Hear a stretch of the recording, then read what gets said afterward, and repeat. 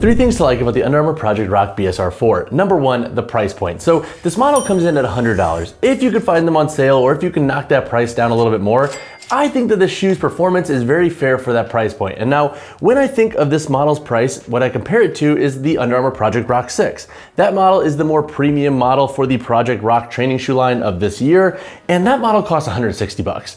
Truthfully, in the gym, I think both shoes are pretty much neck and neck regarding their overall performance. And so if you are a fan of the Rock and you don't feel like dropping a ton of money, go with the BSR 4. It is a pretty solid shoe for $100. The second thing to like about this model is the charged cushioning midsole. I think does a pretty good job at giving you a nice blend of stability and versatility. To date, I like this BSR model the best. It still has that tri-base tech on the outsole, and with this model's midsole, I find that it breaks in a little bit more than other models. Now, maybe that's a bias that I have with this shoe, but for my heavier lifting sessions, for my plyometrics, for my athletic focus sessions, this model has done a pretty good job. So if you need that shoe for a little bit of everything, I think you will like that charged cushioning midsole in this model and the tri-base tech that you get with this shoe. The third thing to like about the BSR 4 is the updated upper construction, and I think this is what's kind of helped me like this model the best. So this shoe has an updated perforated mesh upper. Now with this upper, I think it hugs the foot a little bit better, it feels a little bit more secure, and it breathes decently well for the price of this shoe.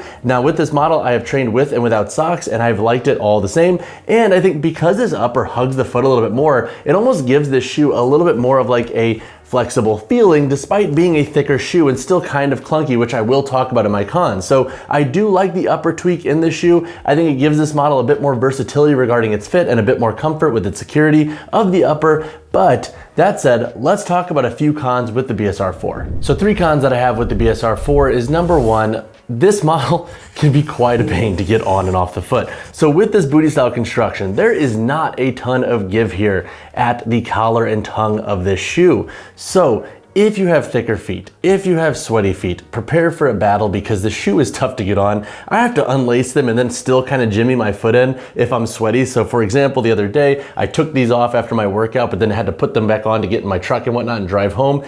And I had to battle these shoes to get on. So buyer be warned, if you have thicker feet and whatnot, definitely be very conscious of the shoe when putting them on and off. Maybe that's just a me problem and I don't know how shoes work, but I think that this boot could use a little bit more stretch here at the tongue.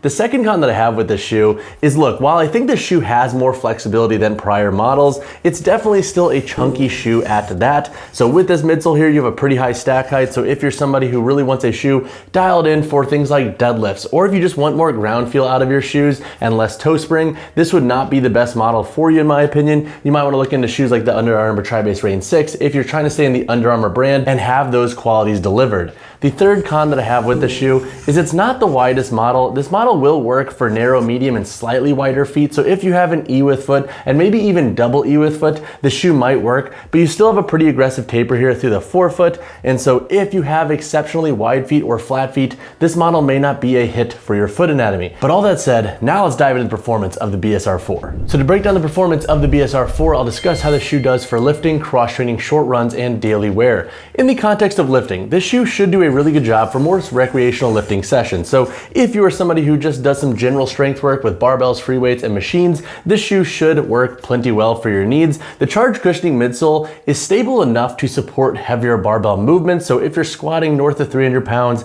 deadlifting north of 400 pounds, this model will work for the most part. Now, my only complaint about this shoe for things like deadlifts is the stack height is a little bit high, and because it has a thicker midsole with its higher stack height, it can be a little bit tough to ground the toes at times. However, I think it's going to be a very niche focus with the shoe, and for most folks, that's not really going to be the biggest deal. So please do not buy these just because they don't necessarily work super well in the context of being optimized for deadlifts, because for everything else, they do a pretty good job. With the upper, they do have a bit more flexibility in my opinion through the forefoot and midfoot than prior models, which I personally like. So for lunges, for split squats, this model felt pretty good. And when squatting heavier in the shoe, they also felt pretty good with the charged cushioning midsole being dense enough to give you a nice level of stability.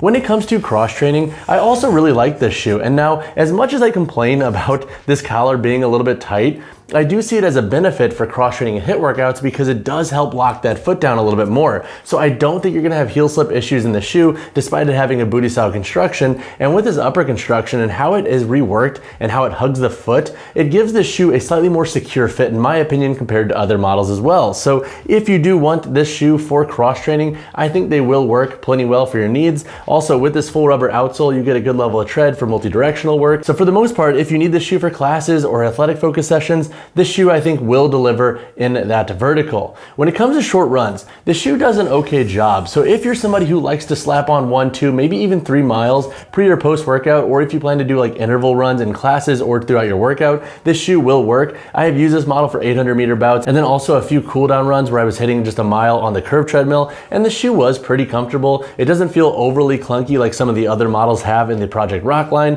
Like I actually like this model better for short runs compared to the Project Rock 6, which is funny because that model costs so much more. You'd think it would be a outright stronger performer, but I don't think that's necessarily the case. So if you need a model for short runs, this model can work. Will it be the best shoe for long distance runs? No, get something that's more specialized and optimized for that vertical. When it comes to daily wear, the shoe also does an okay job. For the price, I think it's a good shoe just to wear out and about and beat up. It has a full rubber outsole, so it should protect for the most part. I will say be conscious of these breaks in the forefoot up here with the exposed foam if you're wearing them outdoors in the rain and mud, but for the most part, the shoe should work for daily wear context. And with the upper construction, it breathes decently well for the price and for the construction of it. So I think it can be a viable shoe to wear out and about and then go train in if you need that budget friendly model for doing a little bit of everything. So when it comes to the price of the BSR 4, I already mentioned it in this video, but you can expect to pay $100. Now, I think that price point is pretty dang fair for this model. I think it's the strongest BSR model to date, and if you were to take the PR6 and put it head to head with the BSR 4,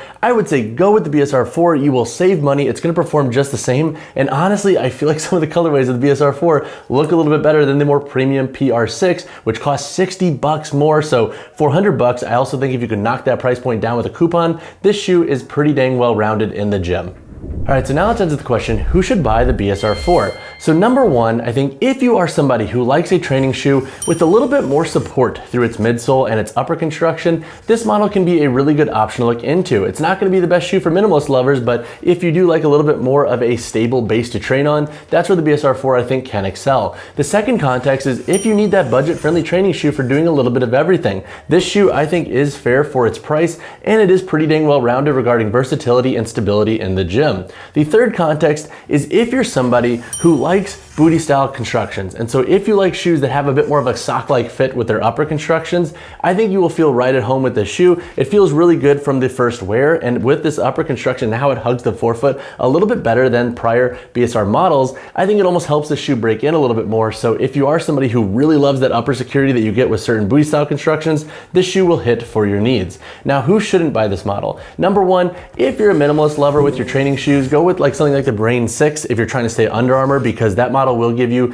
that more minimalist feel, give you a bit more ground feel. This shoe is gonna feel very clunky at times, I think, for minimalist lovers, so stay away from this model and just the Project Rock line in general if that's you. The second context is if you're somebody who has a very flat and blocky forefoot, or if you just want less arch in your shoes, this might be a model to also pass on. It has a more athletic taper here through the midfoot into the forefoot, and it doesn't have the widest fit. However, once again, it should fit for slightly wider feet, but if you do have like a 3E or 4E wide foot, this model may be a little bit too snug for your needs. And then the third context is if you're somebody who has a very thick foot or a very high instep, just be very conscious of this construction here with a tongue. I'm not convinced you'll have enough necessarily to get your foot in. I think it's gonna be super niche, so it's not gonna be something that should be a concern for most folks. But again, if you are that high instep person who is constantly battling tongues and booty style construction shoes, definitely consider that with the BSR 4. So when it comes to sizing and fit of the BSR 4, I think most folks should be safe going true to size in this model. Now, narrow, medium, and slightly wider feet, you'll be safe going true to size in the shoe. So I have an E to double E width foot depending on the company's sizing chart. I have a normal arch, and the shoe fits decently well for my needs. It does feel a tiny bit snug at times if I wear thicker socks, but I've just been wearing either thin no-show socks or going barefoot in the shoe, and it's felt pretty dang good. Now again, if you have a very flat or wide foot, you might want to gonna pass on the shoe. Also, this model might not be the best pick for higher insteps because of that booty style construction, but for the most part, true to size should be the safe call in the BSR 4. And all that said, if you are a Project Rock shoe fan and you've worn models like the PR 5 and whatnot, I actually find that the shoe feels a little bit wider, and I think the upper and the reworking of this mesh does contribute to that. So this model I think will have a slightly wider fit for Project Rock fans, and if you found prior models to feel a little bit snug,